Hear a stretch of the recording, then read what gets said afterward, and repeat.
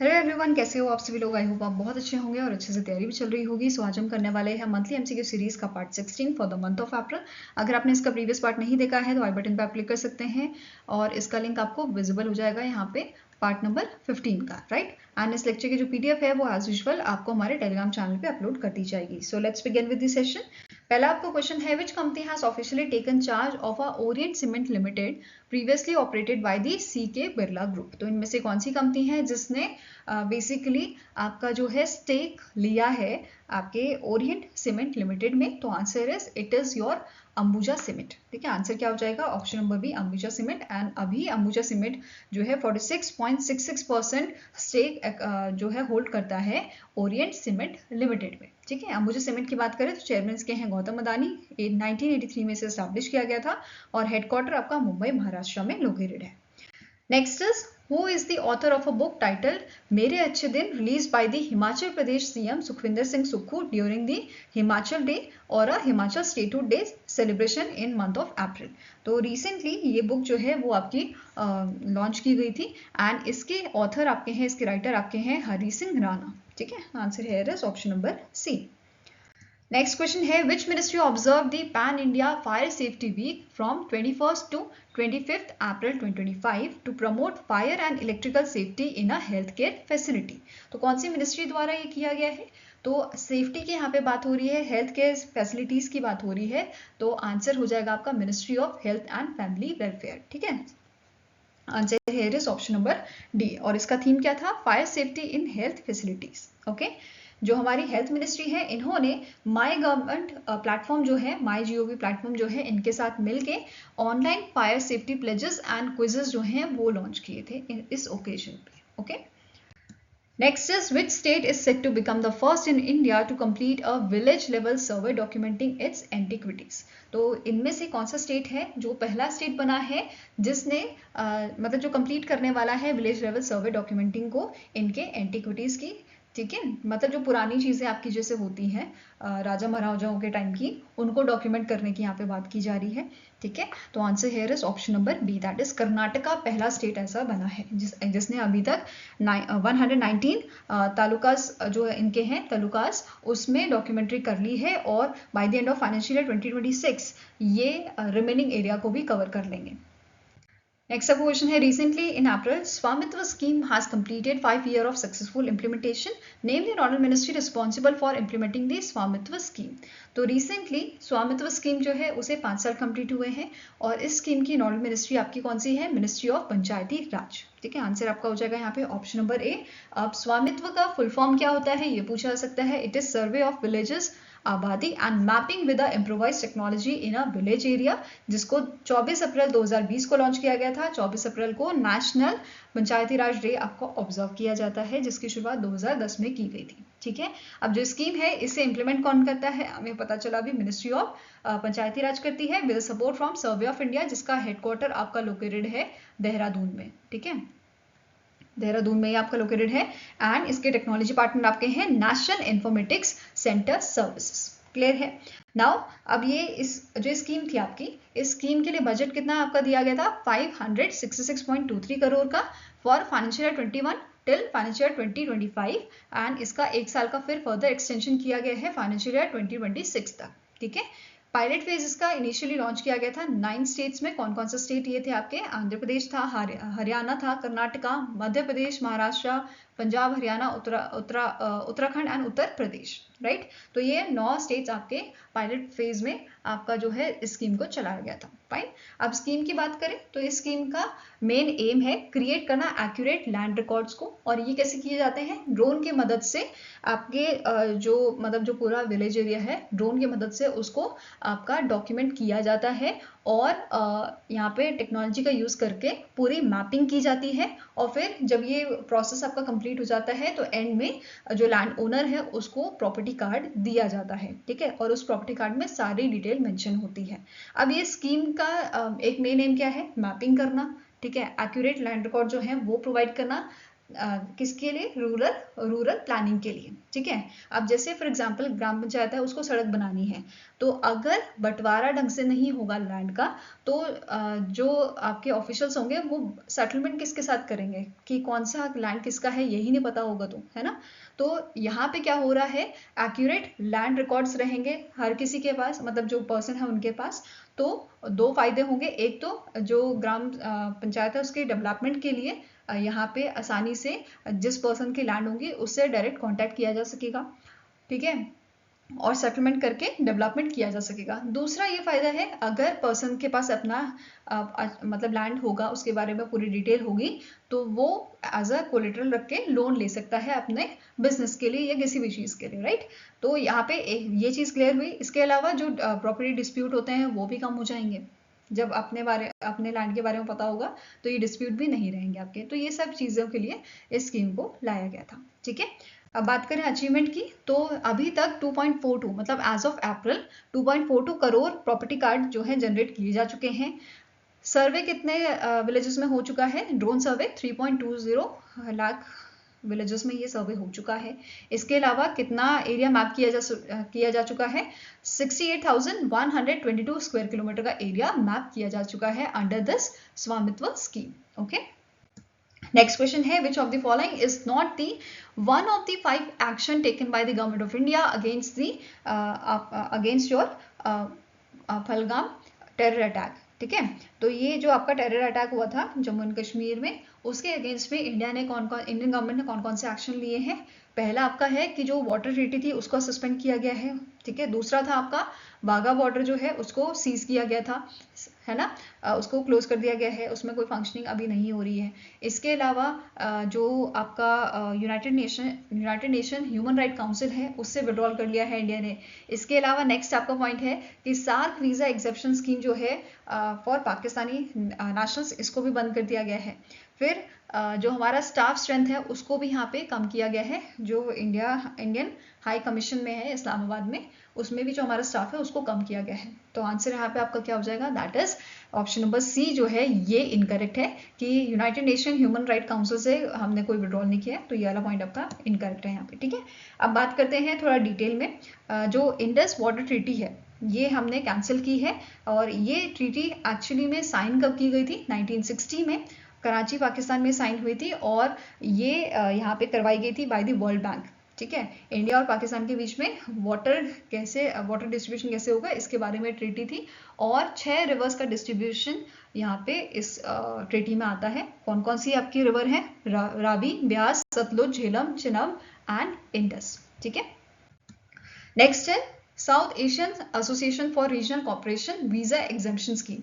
इस स्कीम के तहत जो आपके इंडिविजुअल हैं, मतलब सेलेक्टेड इंडिविजुअल को यहाँ पे मतलब पाकिस्तान के कुछ सेलेक्टेड इंडिविजुअल इंडिया में ट्रैवल कर सकते हैं आपके विदाउट वीज़ा, ठीक है। वीज़ा के बिना ट्रैवल कर सकते हैं, बट इनको यूज़ करना होगा स्पेशल ट्रैवल डॉक्यूमेंट, ठीक है। और ये कब लॉन्च की गई थी? आपकी सार्क वीज़ा एक्सेप्शन स्कीम 1992 में लाई गई थी, ठीक है। इसके अलावा जो आपके न्यू दिल्ली में पाकिस्तान का हाई कमीशन है, इनको यहाँ पे एक्सपेल कर दिया गया था। इसके जो Pakistani military, naval, air advisers हैं उनको यहाँ पे एक्सपेल करने की बात की गई थी। इसके अलावा सेम चीज़ हमने की थी कि हमारे जो मिलिट्री एडवाइज़र हैं, ठीक है, इंडियन हाई कमीशन में, उनको यहाँ पे वापस बुलाने की बात की गई थी। इसके अलावा गवर्नमेंट ऑफ इंडिया ने अनाउंस किया था कि हमारा जो स्ट्रेंथ है इंडियन हाई कमीशन इस्लामाबाद में, वो 55 से 30 कर दिया जाए, मतलब इसका जो स्टाफ है वो कम कर दिया जाए, okay. Next is, in April 2025, Institute of Chartered Accountant of India, through its Committee on Public and Government Financial Management, signed an MOU with which institution to enhance capacity building and commercial accounting, financial auditing, taxation and related areas। तो इनमें से कौन सा institute है, कौन सी आपकी organisation है जिसके साथ ICAI का MOU साइन हुआ है? तो it is Office of Controller and Auditor General, ठीक है। आंसर आपका यहाँ पे हो जाएगा, it is option number C. इनके साथ ये अग्रीमेंट साइन हुआ है, और CAG की तरफ से कंट्रोलर एंड ऑडिटर जनरल की तरफ से के संजय जो मूर्ति हैं उन्होंने ये अग्रीमेंट साइन किया था, and Charanjot Singh Nanda from president of जो प्रेसिडेंट है ICAI के, उनकी तरफ से इन्होंने ये सिग्नेटरीज यहाँ पे थे। नेक्स्ट क्वेश्चन है, which of the following point is correct with respect to Prime Minister Narendra Modi's visit official visit to Saudi Arabia. पहला स्टेटमेंट है during PM Modi's visit MOU was signed between Saudi Arabia Space Agency and Department of Space of India to cooperate in the space activities। Next point आपका कह रहा है जो India की health ministry है और जो सऊदी अरेबिया की हेल्थ मिनिस्ट्री है, इन्होंने हेल्थ सेक्टर के लिए एक MOU साइन किया था। देन सऊदी अरेबिया की एंटी डोपिंग कमेटी जो है और इंडिया की नेशनल एंटी डोपिंग एजेंसी है, इन दोनों के बीच में अग्रीमेंट साइन हुआ है सपोर्ट करने के लिए एंटी डोपिंग जो फील्ड्स हैं उसको, ठीक है। फिर एक और MOU साइन हुआ है सऊदी पोस्ट कॉर्पोरेशन के साथ with the department of post under ministry of communication.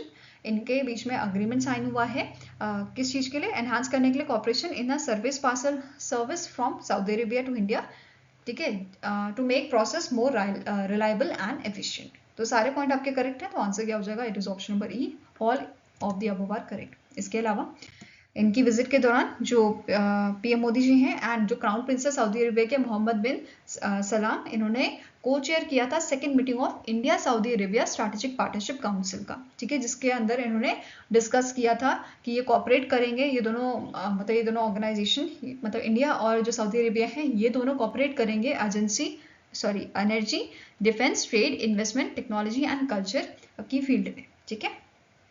इसके अलावा यहाँ पे बोला गया था, मतलब डिसाइड किया गया है, अग्री किया है दोनों देशों ने कि इंडिया में 2 ऑयल रिफाइनरीज आपकी सेटअप की जाएंगी, ठीक है। इसके अलावा PM मोदी जी ने प्रपोज किया था लिंकिंग ऑफ पेमेंट सिस्टम की ट्रेड जो है वो और ट्रेड जो है दोनों कंट्रीज के बीच में इनकी लोकल करेंसीज में हो, ठीक है। साथ में ही जो आपका स्ट्रैटेजिक पार्टनरशिप काउंसिल है, इन्होंने अप्रूव किया था creation of a new ministerial committee tourism पे और कल्चरल कोऑपरेशन पे, और ये आप यहाँ पे देख सकते हो कौन मतलब क्या क्या चीज़ें यहाँ पे 4 मिनिस्ट्रियल कमिटीज जो हैं उनमें कौन कौन से आपके पर्सन रहेंगे, ठीक है।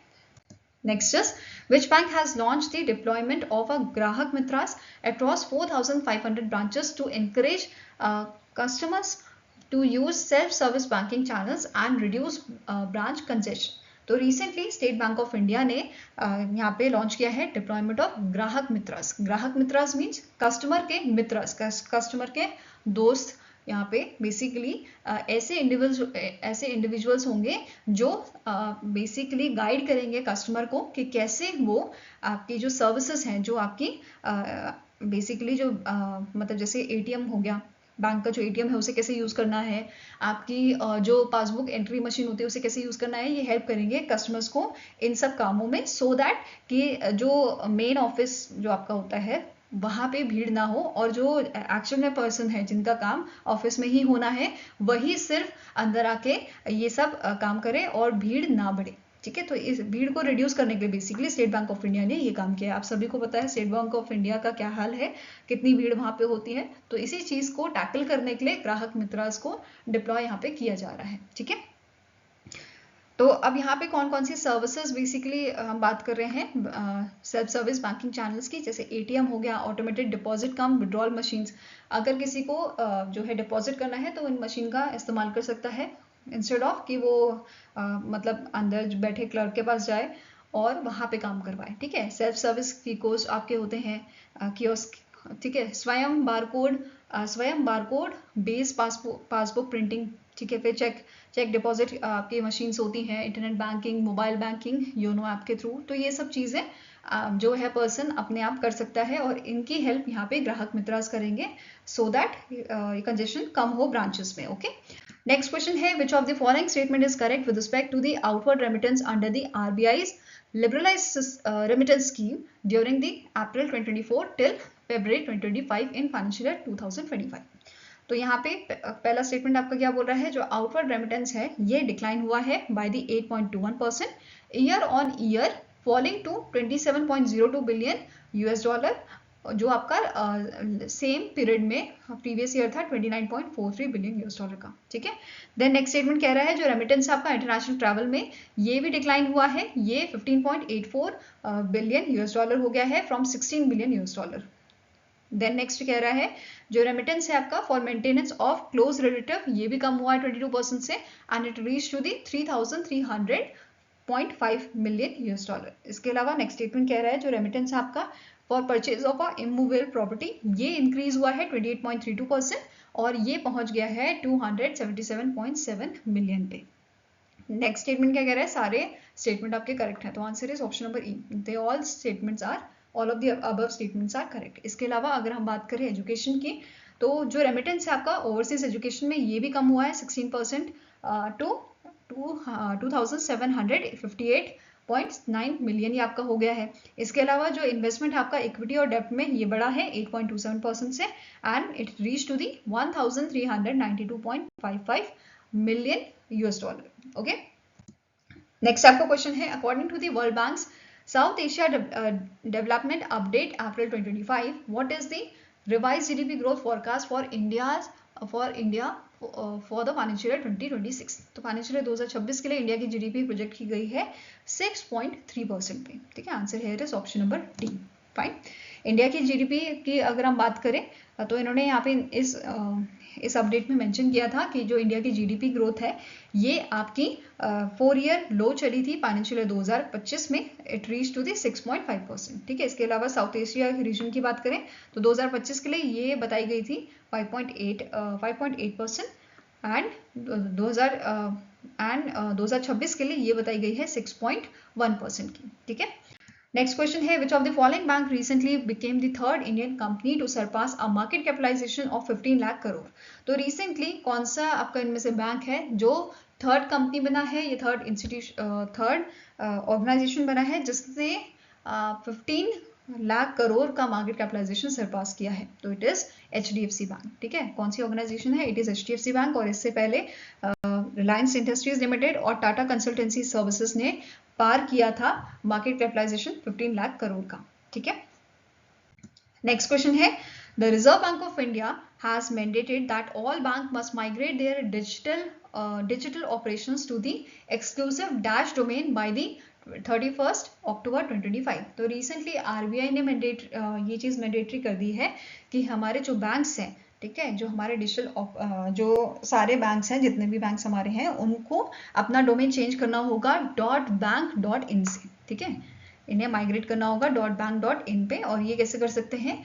Basically they have to contact the Institute for Development and Research in Banking Technology, जो ये कर सकते हैं एट दी सहयोग@idrbt.ac.in से, और ये इनको पूरा प्रोसेस बताएंगे कि कैसे ये अपना डोमेन जो है वो माइग्रेट कर सकते हैं .bank.in पे। ठीक है, पूरा प्रोसीजर ये ऑर्गेनाइजेशन आपको बताएगी, जो बेसिकली काम करेगी एज अ रजिस्ट्रार। ठीक है, for the .bank.in domain. Next question है, who has been appointed as a new chairman of Air India Express. तो एयर इंडिया एक्सप्रेस के नए चेयरमैन आपके बनाए गए हैं निपुण अग्रवाल। बेसिकली अभी आपकी न्यूज आई थी, जो कैम्पबेल विल्सन है इन्होंने रिजाइन दे दिया था। ठीक है, ये स्टेप डाउन हो गए थे अपनी पोजीशन से, जो चेयरमैन का पद इनके पास था, और इनकी जगह अब निपुण अग्रवाल को ये पोजीशन दी गई है। एंड निपुण अग्रवाल जो है साथ में ही अपनी जो करंट पोजीशन इनकी है चीफ कमर्शियल ऑफिसर की, उस पर भी बने रहेंगे। ठीक है, इसके अलावा एयर इंडिया के चीफ ऑपरेशंस ऑफिसर जो आपके हैं बेसिल कुवावा, इन्होंने ज्वाइन किया है एयर इंडिया एक्सप्रेस बोर्ड को after replacing Campbell Wilson. Okay, next is, who has been reappointed for the additional 1 year term as a deputy governor of Reserve Bank of India। तो recently अभी जो T Ravishankar हैं, इनको basically 1 year का extension दिया गया है, और ये एज अ डेप्यूटी गवर्नर यहाँ पे सर्व कर रहे हैं रिजर्व बैंक ऑफ इंडिया में। ठीक है, इसके साथ साथ ये चेयरमैन भी सर्व कर रहे हैं Indian Financial Technology and Allied Services का, ये सर्व कर रहे हैं board member of Reserve Bank Information Technology Private Limited का, and he is serving as a member of Governing Council Institute for Development and Research in Banking Technology. Next is, which entity have jointly proposed to acquire stakes in the Bharti AXA Life Insurance Company Limited subject to regulatory approvals? तो इनमें से कौन सी entities हैं, कौन सी दो entities हैं जिन्होंने acquire किया है, जो जॉइंटली एक्वायर कर रहे हैं आपके stakes Bharti AXA life insurance company limited में? तो it is 361 private equity fund, and दूसरी ऑर्गेनाइजेशन है Bharti life venture private limited. ठीक है, आंसर यहाँ पे आपका हो जाएगा, it is option number A. इसके अलावा रिसेंटली CCI ने और भी अप्रूवल्स यहाँ पे दिए हैं, जैसे CCI ने अप्रूव किया है भारत फॉर्ज लिमिटेड को for the acquisition of 100% equity in Arm India Manufacturing Corporation Private Limited, and CCI ने अप्रूव किया है Hindustan Coca Cola Beverage Private Limited की जो आपकी बॉटलिंग प्लांट है नॉर्थ गुजरात में, एंड यूनियन टेरिटरी दीव में by Kandhari Global Beverages Private Limited, and ये डील आपकी हुई है 2000 करोड़ की। नेक्स्ट क्वेश्चन है, who won the International Billiards and Snookers Federation World Billiard Championship, that is IBSF World Billiard Championship 2025 की। तो ये टाइटल जीता है सौरभ कोठारी ने, और इन्होंने फाइनल्स में डिफीट किया था पंकज आडवाणी को। ठीक है, इनका स्कोर की बात करें तो स्कोर कितना था 725 पॉइंट्स का, एंड ये थर्ड इंडियन बने थे जिन्होंने जीता है IBSF and world billiards league world title. और इनसे पहले इनके जो पिताजी थे मनोज कोठारी जी, उन्होंने भी IBSF टाइटल जीता था 1990 में। इसके अलावा Dhruv Sitwala from India and David Causier from England, इन्होंने ब्रॉन्ज मेडल यहाँ पे शेयर किया था। Next is, Life Insurance Corporation of India recently increased its stake in which public sector bank from 5.03% to 7.05%। LIC ने अपना जो स्टेक है वो इंक्रीज किए हैं बैंक ऑफ बड़ौदा में। ठीक है, answer here is option number D. Please let me know in the comment section कि बैंक ऑफ बड़ौदा के MD and CEO करेंटली कौन है। नेक्स्ट क्वेश्चन है, which country launch its fourth indigenous military spy satellite in April 2025 aboard a SpaceX Falcon 9 rocket from Cape Canaveral Space Force Station. तो यहाँ पे कौन सी कंट्री है जिसने अपना fourth indigenous military spy satellite जो है वो आपका लॉन्च किया है SpaceX से? तो आंसर आपका हो जाएगा it is done by the south Korea. ठीक है, किसने किया है? साउथ कोरिया ने किया है। और जो सैटेलाइट है इसमें आपकी synthetic aperture radar technology use की गई है, एंड यहाँ पे हाई रेजोल्यूशन इमेजेस जो है इस सैटेलाइट से साउथ कोरिया ले सकता है। ठीक है, इनके वेदर कंडीशन जैसे भी हो उस केस में मतलब अच्छी नहीं होगी, इन दैट केस ऑल्सो कि आपकी जो इमेजेस हैं वो अच्छी आएंगी। ठीक है, देन सैटेलाइट जो है वो डेवलप किसने किया है?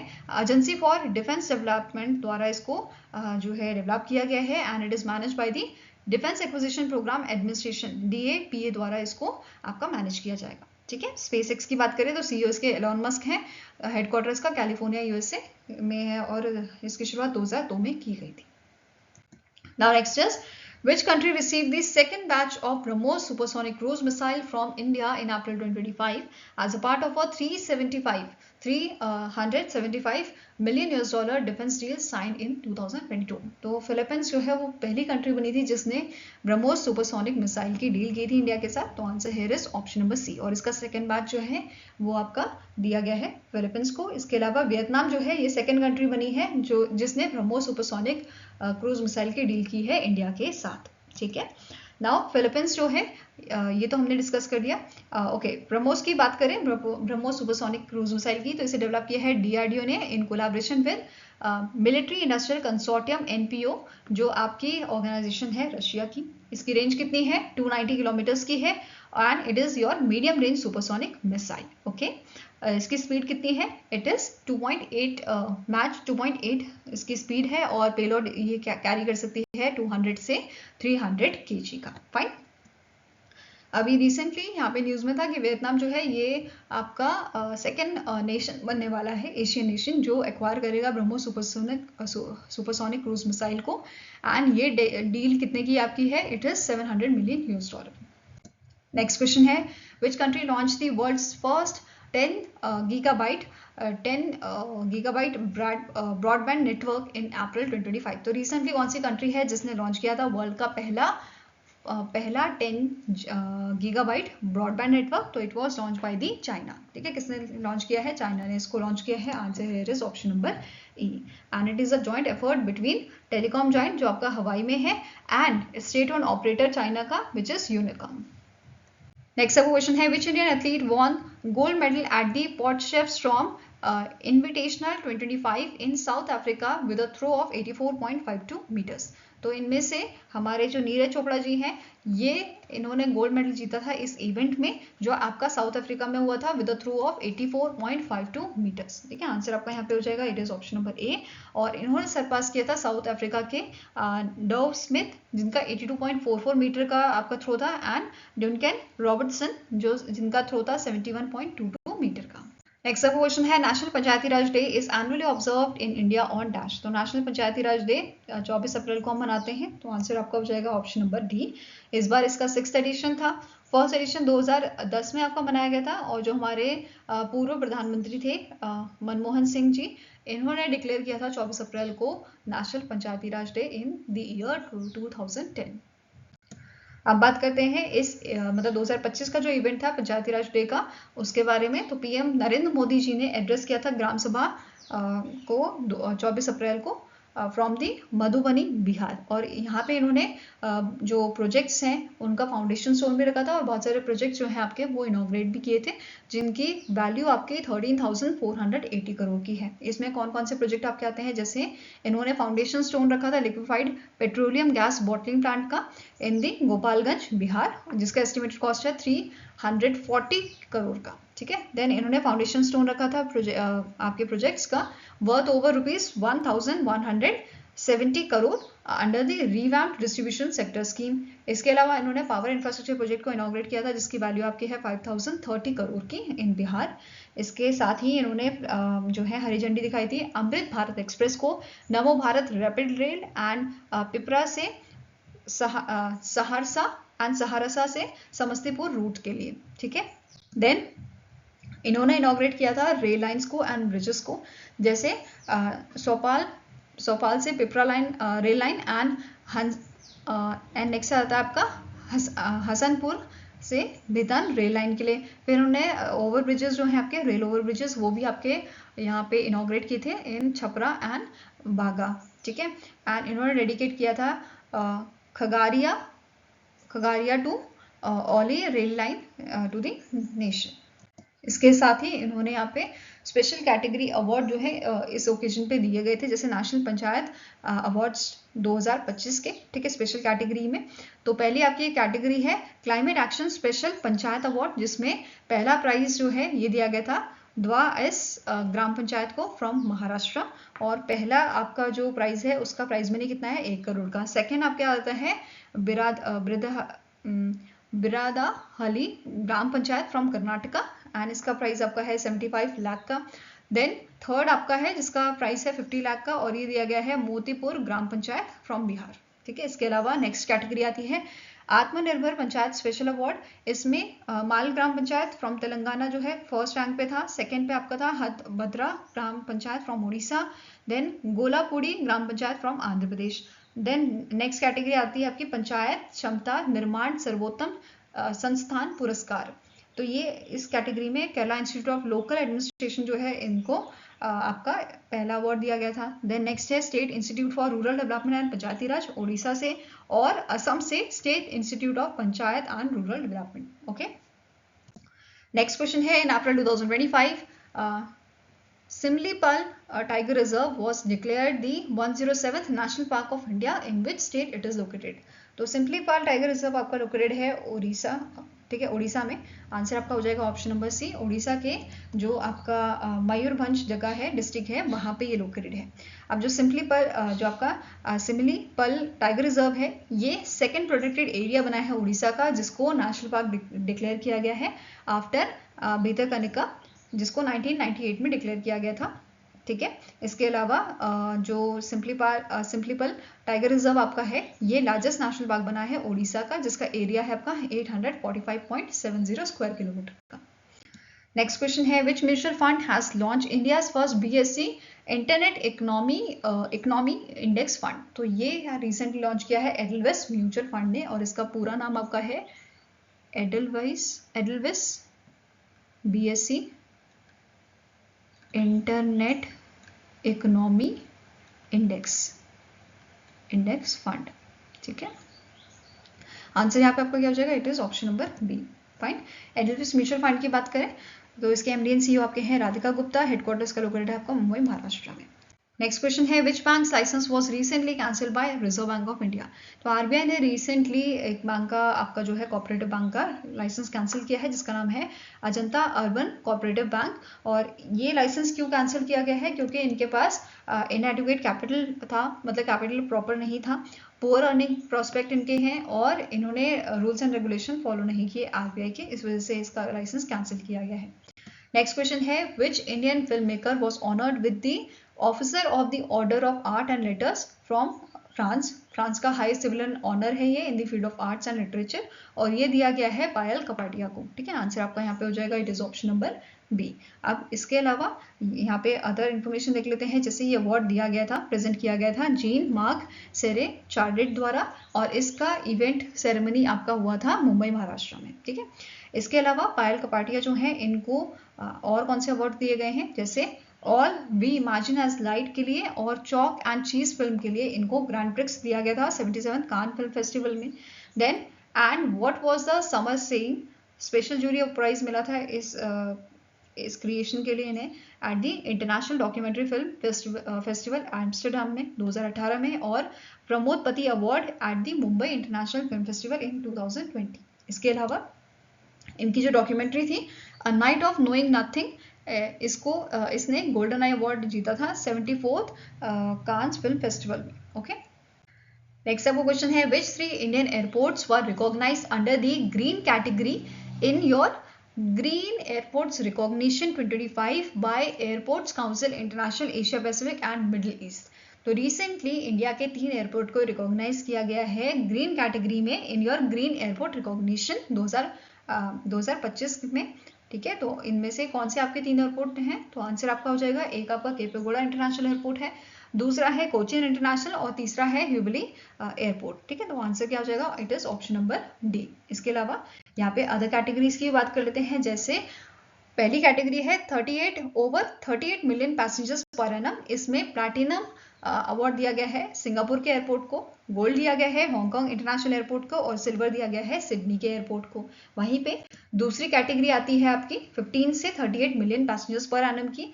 इस कैटेगरी में प्लैटिनम दिया गया है आपका Kansai international airport, then gold दिया गया है मेलबर्न एयरपोर्ट को, और सिल्वर मिला है इंडिया के केपेगौड़ा इंटरनेशनल एयरपोर्ट को under your sustainable energy for greener perpetuity. Okay, next is 6 to 15 million passengers per annum. इस कैटेगरी में इंडिया के कोचिन इंटरनेशनल एयरपोर्ट को सिल्वर जो है अवार्ड दिया गया है for the 12 megawatt solar power plant. ठीक है, इस प्रोजेक्ट के लिए। Then less than 6 million passengers per annum की कैटेगरी में इंडिया के जो ह्यूबली एयरपोर्ट है उसे प्लैटिनम अवार्ड दिया गया है for the 8 megawatt solar power plant के लिए। ठीक है, इस प्रोजेक्ट के लिए। इसके अलावा यहाँ पे टोटल 12 एयरपोर्ट जो हैं उनको platinum, gold and silver award से नवाजा गया था Asia Pacific and Middle east में। ठीक है, और इसकी थीम क्या थी आपकी, ग्रीन एयरपोर्ट रिकॉग्निशन 2025 इनिशिएटिव की थीम आपकी थी sustainable energy at airport. Fine, इसके साथ ही दूसरा आपका अवार्ड था यहाँ पे airport council international safety recognition award. इसमें 3 कैटेगरी आपकी है, diamond, gold and silver. Diamond दिया गया है दुबई के इंटरनेशनल एयरपोर्ट को, गोल्ड दिया गया है केपेगौड़ा इंटरनेशनल एयरपोर्ट को, और सिल्वर अवार्ड दिया गया है जापान के नारिता इंटरनेशनल एयरपोर्ट को। ठीक है, इसके अलावा स्टैटिक इन्फॉर्मेशन देखिए तो airport council International Asia Pacific and Middle east के आपके डीजी हैं स्टेफेनो ब्रॉन्सिनी, प्रेसिडेंट इसके हैं SGK किशोर फ्रॉम इंडिया। इसकी शुरुआत आपकी 2006 में की गई थी और हेडक्वार्टर आपका हांगकांग में लोकेटेड है। नेक्स्ट क्वेश्चन है who has been appointed as a chief executive officer of a Unique Identification Authority of India. UIDAI के नए CEO आपके अपॉइंट किए गए हैं जिनका नाम है भुवनेश कुमार। ठीक है, क्या नाम है इनका, भुवनेश कुमार। आंसर है is option number B. Bhuvnesh Kumar जो है इन्होंने as a additional secretary serve किया है Ministry of Electronics and Information Technology में, और अब इनकी जगह में नया अपॉइंटमेंट किसको किया गया है as a additional secretary Amitesh Kumar Sinha को। ठीक है, UIDAI की बात करें हेडक्वार्टर्स का न्यू दिल्ली में है और इसे 2009 में स्टैब्लिश किया गया था। इसके अलावा जो हमारी ACC ऑर्गेनाइजेशन है अपॉइंटमेंट कमेटी ऑफ कैबिनेट जो है इन्होंने अदर अपॉइंटमेंट्स यहाँ पे किए हैं, जैसे अभिषेक सिंह जो है इनको अपॉइंट किया गया है DG नेशनल इन्फॉर्मेटिक्स सेंटर का। ठीक है, इसके अलावा इनके पास एडिशनल चार्ज भी रहेगा additional secretary of ministry of Electronics and Information technology का। देन केशव कुमार पाठक जो है इन्हें एडिशनल सेक्रेटरी जो है बनाया गया है कैबिनेट सेक्रेटरीट में। ऐसे ही N सरवना कुमार जो है इनको वाइस चेयरमैन बनाया गया है दिल्ली डेवलपमेंट अथॉरिटी का। ठीक है, तो बाकी आप एक एक करके वीडियो पॉज करके आराम से ये अपॉइंटमेंट्स देख सकते हैं। ओके, नेक्स्ट आपको क्वेश्चन है who succeed Vivek Kumar Dewangan as a CMD of a REC limited as approved by the appointments committee of cabinet. तो रिसेंटली ACC कमेटी ने अप्रूव किया है जितेंद्र श्रीवास्तव को as a CMD of chairman and managing director of REC limited. अब जितेंद्र श्रीवास्तव से पहले इस position पे इंटरिम मतलब एडिशनल चार्ज दिया गया था परमिंदर चोपड़ा को, ठीक है, परमिंदर चोपड़ा को, जो आपके करंट CMD है पावर फाइनेंस कॉर्पोरेशन को, और अभी जो फाइनल पोजीशन दी गई है वो दी गई है जितेंद्र श्रीवास्तव को, ठीक है। अब जो जितेंद्र श्रीवास्तव जी हैं, इन्होंने पहले जॉइंट सेक्रेटरी जो है as a joint secretary serve किया है department of drinking water and sanitation के अंडर, ठीक है। इसके अलावा REC लिमिटेड की बात करें तो हेडक्वार्टर न्यू दिल्ली में है और इसे 1969 में स्टैब्लिश किया गया था। नेक्स्ट आपकी बात करेंगे नेशनल और इंटरनेशनल डेज की। तो पहला आपका है world book and copyright day. इसको हम ऑब्जर्व करते हैं 23 अप्रैल को। थीम इसकी है the role of literature in achieving sustainable development goals, और साथ में ही आपको नोट करना है इस साल world book capital for 2025 designate किया गया है रियो डी जेनेरियो को फ्रॉम ब्राजील, ओके। नेक्स्ट यहाँ पे है international girls in ICT information and communication technology day. 4th Thursday जो आपका होता है अप्रैल का, उस दिन इसे ऑब्जर्व किया जाता है और इस बार 24 अप्रैल को हमने इसे ऑब्जर्व किया था। Next is international day of multilateralism and diplomacy for piece, ये ऑब्जर्व किया जाता है 24 अप्रैल को। World day for laboratory animals, ये भी 24 को होता है। और लैब एनिमल वीक इसी का आपका पार्ट है एक तरह से। लैब एनिमल वीक जो है ये 20 से 26 अप्रैल को हमने ऑब्जर्व किया था 2025 में। क्लियर है? आई होप गाइस आपको वीडियो पसंद आया हो। पसंद आए तो लाइक एंड शेयर जरूर कीजिएगा, और अगर आपके कुछ सजेशन है तो आप हमें मेल कर दीजिएगा या फिर कमेंट सेक्शन में लिख दीजिएगा, ओके। सो मिलेंगे सही नेक्स्ट वीडियो के साथ। Till then take care, have a nice day and all the best for your preparations.